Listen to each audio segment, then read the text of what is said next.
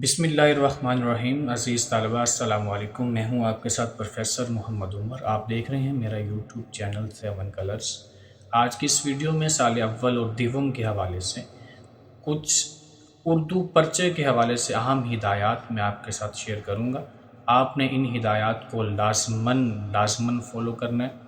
کچھ طلبہ اس تذبذب کا شکار ہوتے ہیں کہ ہم نے کس سوال کو کتنے اوراق پر کتنے صفحات پر حل کرنا ہے۔ تو آئیں دیکھتے ہیں ہم نے کس سوال کو کتنے اوراق پر حل کرنا ہے۔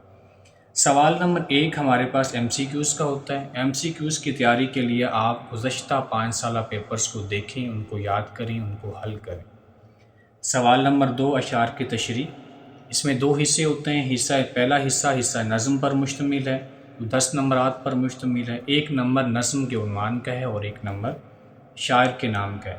باقی 4 نمبر 2 اشعار پر مشتمل ہوں گے۔ تو دونوں اشعار کی تشریح آپ الگ الگ کریں گے۔ کوشش کریں، آپ اکٹھی بھی کر سکتے ہیں، لیکن بہت بہتر ہے، زیادہ بہتر ہے کہ آپ دونوں اشعار کی تشریح الگ الگ کریں۔ ایک شعر کی تشریح 2 صفحات پر آپ کریں گے، یعنی ایک پیج اس کا ایک حصہ اور دوسرا حصہ، یعنی اس طرح 2 صفحات پر آپ اس کی تشریح کریں گے۔ اس کے اندر حوالہ جات جو ہیں آپ شعر کے مطابق ایڈ کریں گے۔ شعری حوالے یا نثری حوالے آپ دونوں طرح کے اس کے اندر ایڈ کر سکتے ہیں۔ کم از کم 2 حوالے آپ ایک شعر کے اندر لازماً لکھیں۔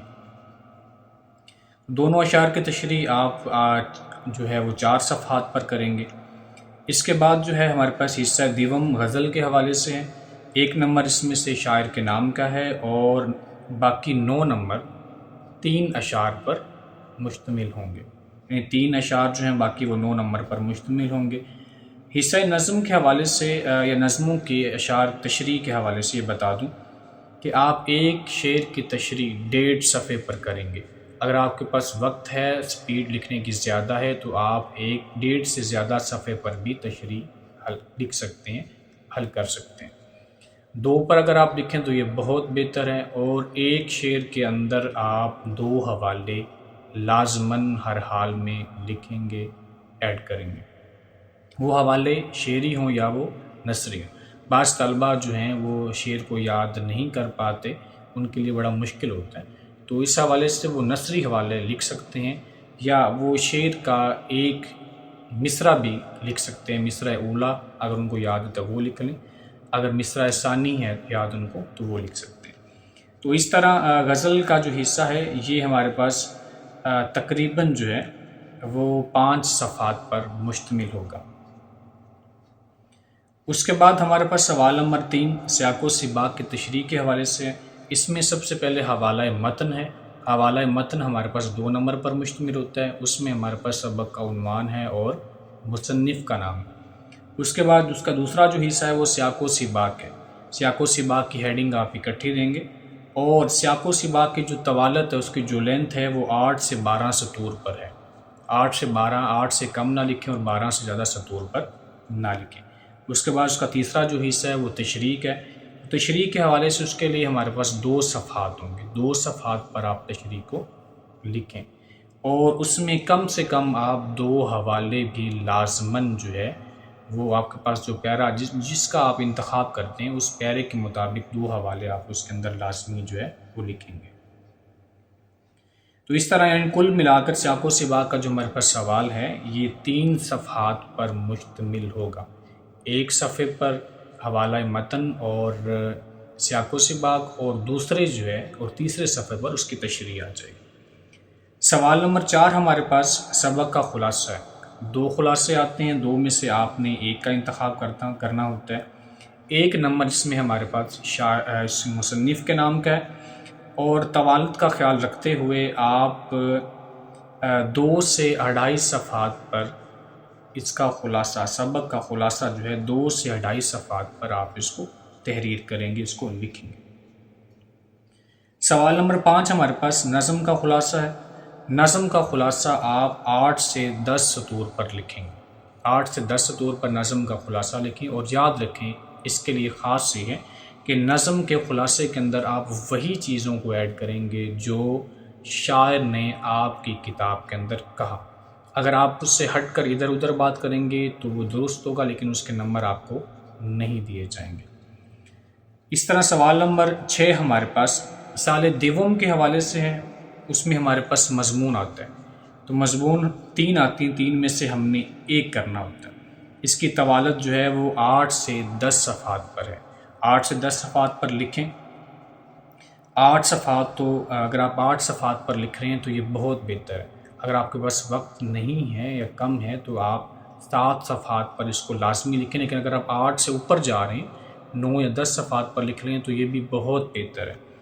اس میں حوالہ جات جو ہیں مضمون کے موضوع کے مطابق اس میں ایڈ کریں، بہترین کر کے اس کو لکھیں، خوش خط کر کے لکھیں، حوالہ جات کو جلی حروف میں لکھیں، مارکر سے اس کو ایڈ کرتے جائیں، اور موضوع کے مطابق آپ حوالے اس کے اندر نثری ہو یا شعری دونوں طرح کے حوالے آپ اس کے اندر لکھ سکتے ہیں۔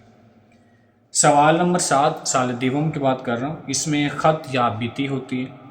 خط یا بیتی کو لکھیں، خوش خط کر کے لکھیں، بہترین کر کے لکھیں۔ خط کو آپ 1.5 سے 2 صفحات پر لکھ سکتے ہیں، اور آپ بیتی کو آپ 2 سے 3 صفحات پر لکھیں۔ خط کے اندر بھی آپ کوئی نہ کوئی مناسب کوٹیشن، کوئی اقتباس ایڈ کر سکتے ہیں خط کے موضوع کے مطابق، اور آپ بیتی کے اندر تو لازماً آپ جو ہے کوئی نہ کوئی موضوع کے مطابق جو ہے اس کے اندر کوٹیشن یا اقتباس کو جو ہے لازماً اس کے اندر ایڈ کریں، اس کے اندر لکھیں۔ سال اول میں ہمارے پاس سوال نمبر 6 جو ہے وہ مکالمہ یا رودات کا ہوتا ہے۔ آپ کے پاس انتخاب ہوتا ہے کہ آپ دونوں میں سے کسی ایک کا انتخاب کریں۔ تو اس کی طوالت ہمارے پاس جو ہے، اگر مکالمہ آپ لکھ رہے ہیں تو اس کو 3 صفحات پر لازماً لکھیں، اور اس کے اندر مناسب کوٹیشن کو بھی ایڈ کریں، یعنی اس کے اندر موضوع کے مطابق مناسب کوٹیشن اس کے اندر لکھیں۔ اگر آپ رودات کا انتخاب کر رہے ہیں تو رودات بھی 3 سے 4 صفحات پر لازماً لکھیں، اور اس کے اندر بھی کم سے کم 2 حوالے لازماً ایڈ کریں۔ لازمی 2 حوالہ جات جو اس کے اندر جو ہے آپ لکھیں، اقتباسات کو ایڈ کریں، اور خوش خط اور بہترین کر کے اس کو آپ لکھیں۔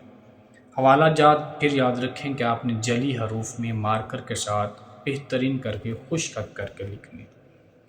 سال اول کے حوالے سے سوال نمبر 7 ہمارے پاس درخواست کا ہوتا ہے یا رسید کا ہوتا ہے۔